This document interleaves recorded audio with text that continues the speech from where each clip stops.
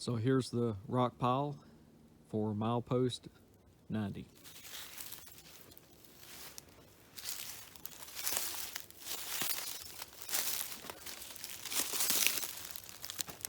Looks like somebody has set a nail.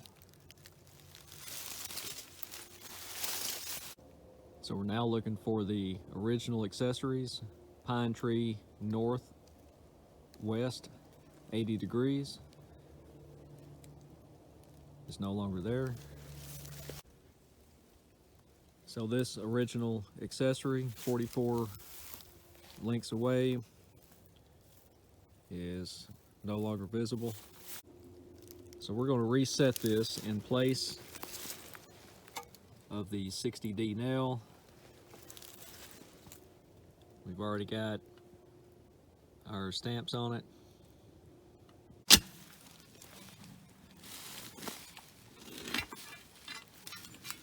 So we need to make most of that monument fit, leave perhaps 1 foot exposed. There's a lot of rocks in here Steve's having to disassemble with the digging bar. Kind of tamp it in 3 to 5 inch lifts.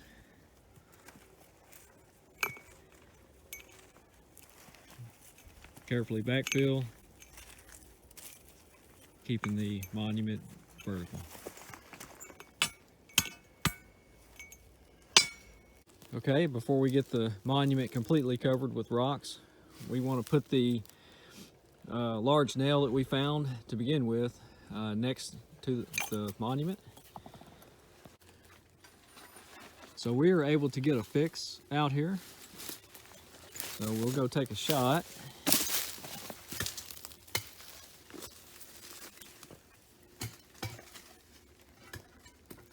Make sure everything's level.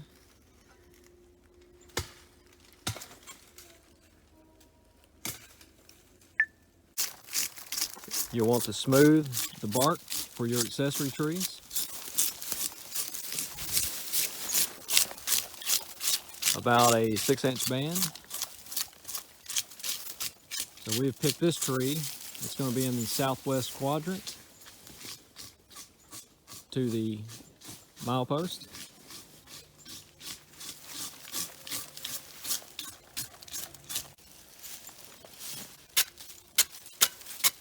Now Steve is blazing the bottom of the tree. The blaze should face the monument. It should be only large enough to take a WT scribe into the flesh of the tree under the bark. All right. Now Steve is scribing the WT.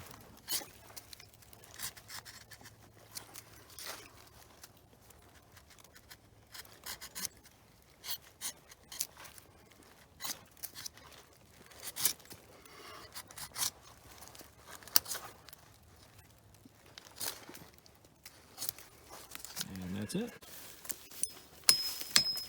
Now Steve is setting a 4-inch PK nail 90 degrees to the corner. Get it in far enough to be secure, leave enough out so that it's not swallowed by the tree in the next coming years.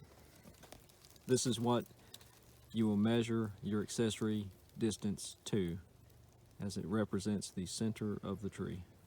So bearings are to be taken from the tree to the monument. Use aluminum nails only. Leave 3/4 of an inch of slack.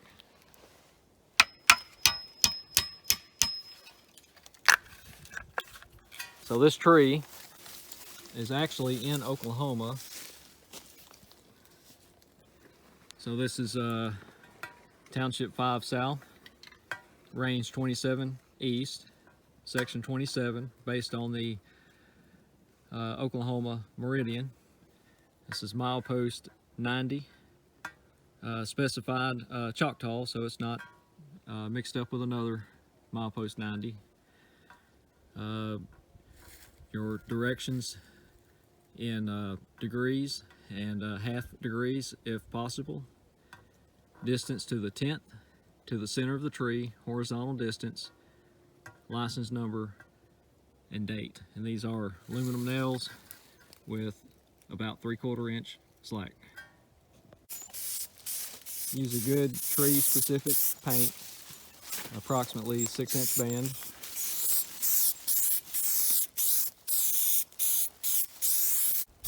Also, to protect the tree, paint the WT blades. You also need to get the diameter and species of the tree. Sometimes it's easier to get behind the GPS and line it up to get your bearing. So this would be another bearing tree. It's an elm. So some of these trees are pretty hard to scribe, like a hickory or an elm. This is an elm. So in that case, a hammer will help.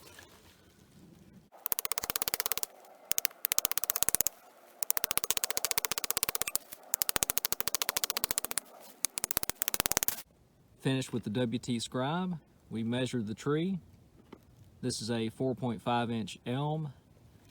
PK nail set, plenty hanging out, and 90 degrees to the corner. Let's measure to the corner.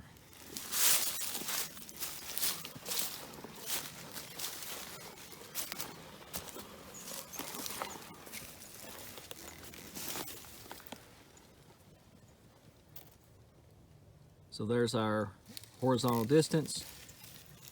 Looks like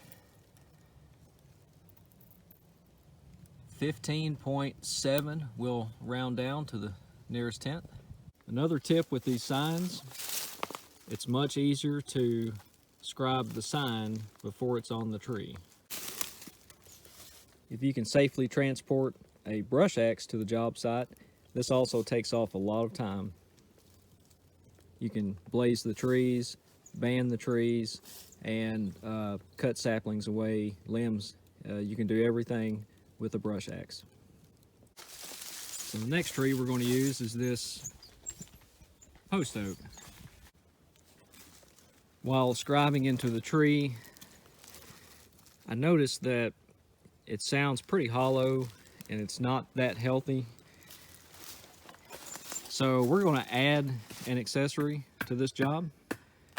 So it's going to have, we still want to use it because of its location. We can put a do not disturb sign on it, but we want to add a 5th accessory. So I'm going to look for something in the northeast quadrant, somewhere in there. So I've set the nail in this tree 90 degrees to the corner. I've taken a little notch out, a little bark. You don't have to do this to all trees. This had some pretty thick bark. I just wanted to clear an area off. So that's going to be a judgment call up to each surveyor, whether to take the notch out or to not do a notch. So one way to use the brush axe to band the trees is to use that hook. Brush axe also works well for blazing the tree. You see I've kind of started it. I'll try to do this kind of one-handed here, but you just want to take off enough bark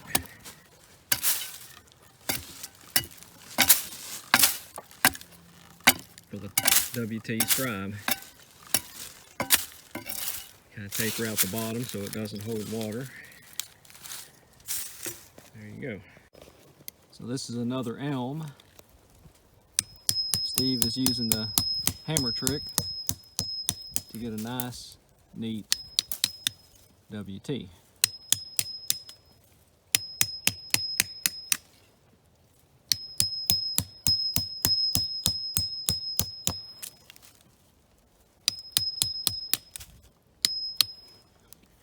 Sometimes you might have to do this with a hickory also.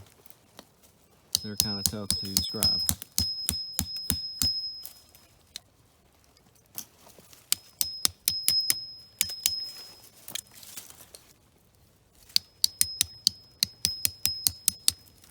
There you go.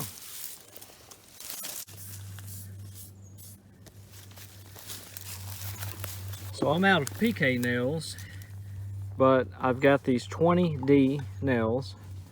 They're 4.5 inches long, and these are my favorite nails for accessory trees. So these work very well. They're a little easier to hammer in, and they're a lot cheaper. Okay, so we don't have to do a slope distance, so that's a little bit downhill from the corner. Steve is setting a plumb bob on the nail so we can get a horizontal distance to the nail.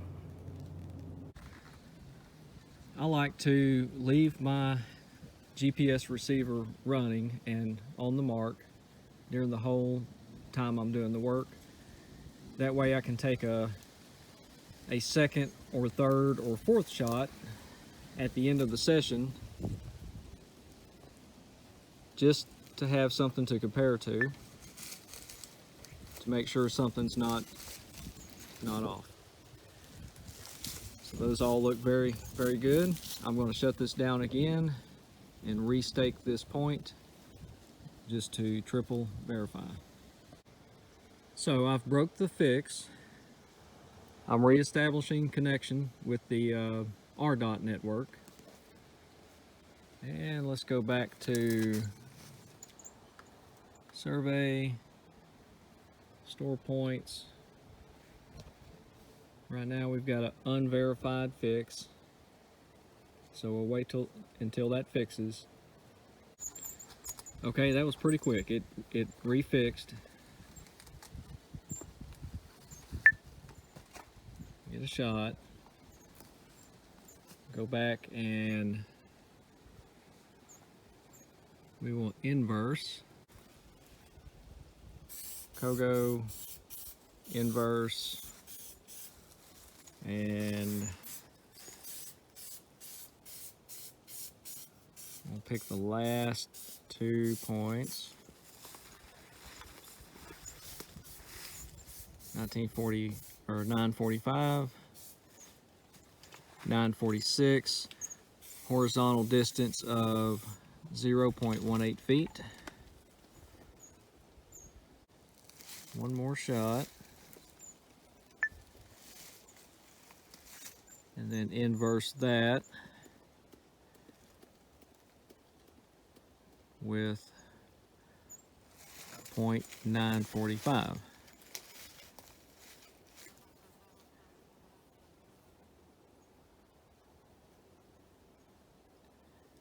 So we've got a horizontal distance of 0.15 that time. So considering our canopy and our location, that's pretty good. Okay, so I think we're done. All I need to do now is go around to each bearing tree tag, take a photo, and kind of step back and take a photo of the bearing tree. And then I will kind of step back again in a couple locations, get photos of the monument with the accessories in the background. So I'll probably get a picture here and maybe come around and get a picture here. Captures the trees on the south side.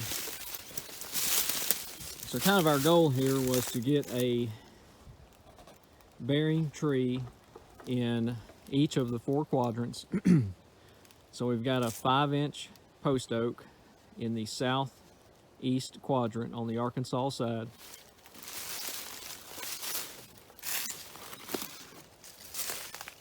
An 11-inch pine in the southwest quadrant on the Oklahoma side. Walk around to this side. You can see we've got I believe that was a 4.5-inch elm in the northwest quadrant. This was kind of an extra because it was not as healthy as we'd like it to be, to use as a bearing tree tag or a bearing tree. but we went ahead and scribed it, painted it, put the do not disturb sign and a location tag. So normally you would put a U-post maybe a foot or two away from the monument. This is close enough that you can actually use the tree if it's, say, perhaps 2 to 8 or 10 feet from the monument, and it makes sense to put the do not disturb sign on the tree. You can do that in lieu of the U-post. Then we've got our bearing tree in the northeast quadrant. That is a 4-inch elm, 4.5-inch elm. And that's it. So this pile was built in 1858. This was done by GLO contract surveyors, Jones and Brown. In 1877, GLO contract surveyor Henry McKee found this mound with the original 1858 post in the mound, and he replaced that post with a 5-foot long cast iron 160-pound monument, and it's gone. So what we found here was a nail that a previous surveyor set to kind of represent the center of that rock mound, where that metal post would be. And we came in today, and at the location of the nail, kind of dug that area out and found sort of a shaft of minimal rocks that went down to the existing ground that we are pretty confident was the shaft of the original iron post. And that's where we set the 30-inch long breakaway monument, compacted around the monument in lifts with what little dirt we used, and then took some of the rocks from around the mound and built it up around the monument to about flush with the monument, maybe a little lower. We didn't have to go this high. Typically you would leave maybe 6 inches. Real bad conditions you would do maybe a foot, but we had enough rocks to bring it up flush, so that's what we did. And this is not a typical stamping on a metal cap, because this is a state line milepost. You see it's got Oklahoma on one side, the date set Arkansas on the other side, and surveyor license number